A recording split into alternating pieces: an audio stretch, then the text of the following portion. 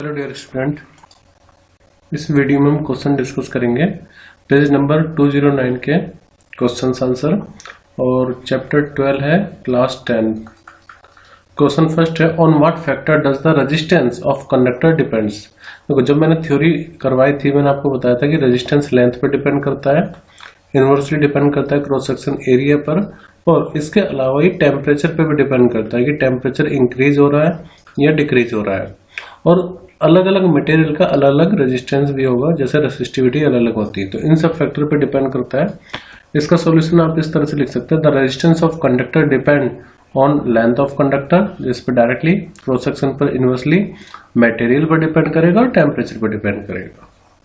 Question number 2, will current flow more easily through a thick wire or a thin wire of the same material when connected to same source. यानी कि अगर potential difference same है, potential difference अगर same है और wire भी same है, तो एक मोटा वायर है और एक पतला वायर है, तो किस में करंट इजिली फ्लो कर पाएगा?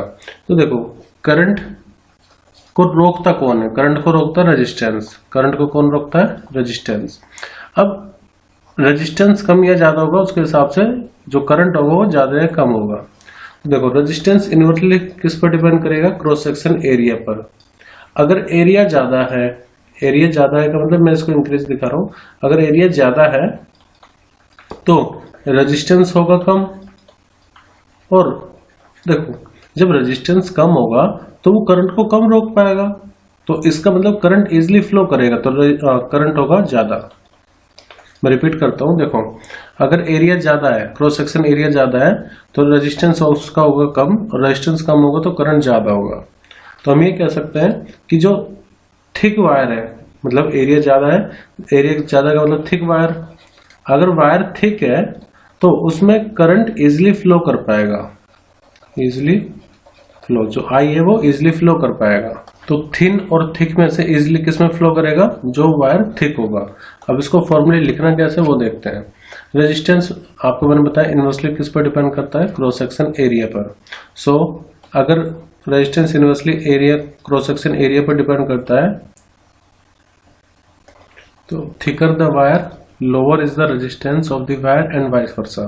सो current can flow more easily through the thick wire than a thin wire. इस तरह से आप ये रीजन दे करके एक्सप्लेन कर सकते हैं।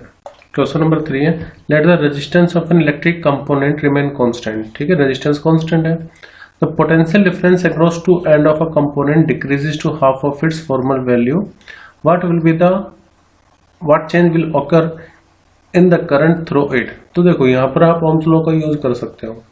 ओम्स लॉ ये कहता है कि पोटेंशियल डिफरेंस डायरेक्टली करंट पर डिपेंड करता है, करंट डायरेक्टली पोटेंशियल डिफरेंस पर डिपेंड करता है।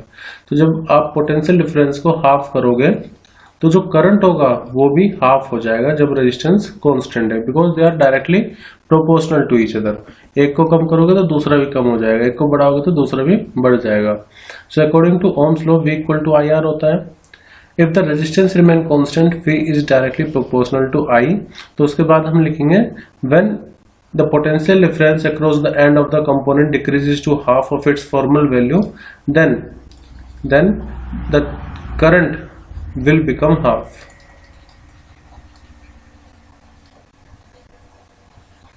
ठीक है, जो करंट होगा वो भी हाफ हो जाएगा, because they are directly proportional to each other according to Ohm's law. Question number 4 है, why are coils of electric toaster and electric iron made of an alloy rather than a pure metal।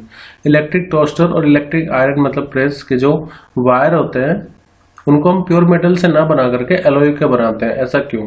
तो देखो, ये दोनों ही चीज ऐसी हैं जो कि इलेक्ट्रिक इफेक्ट जो होता है, इलेक्ट्रिक करंट का जो हीटिंग इफेक्ट है उस पर बेस्ड होता है। तो अगर आप उसमें से करंट फ्लो करवाओगे तो रेजिस्टेंस बहुत ज्यादा होने की वजह से उसमें हीटिंग इफेक्ट जनरेट होगा, और हम इजिली टोस्टर में खाना मतलब जो भी ब्रेड वगैरह उसको पका सकते हैं और इलेक्ट्रिक आयरन प्रेस कर सकते हैं। तो इनको एलॉय का इसलिए बनाया जाता है क्योंकि जो एलॉय हम बनाते हैं ना फाइनली प्योर मेटल मिला करके, उनका रेजिस्टेंस काफी ज्यादा होता है। तो इसलिए भी ये भी रीजन है कि रेजिस्टेंस बहुत ज्यादा चाहिए हमें, तो इसलिए हम उसको एलॉय का यूज करते हैं। इसके अलावा आप इस तरह से लिख सकते हैं, the resistivity of an alloy is higher than pure metal and it does not corrode easily, मतलब जल्दी से जंग वगैरह भी नहीं लगता है, खराब भी नहीं होता है। Even at high temperature the alloy do not melt readily.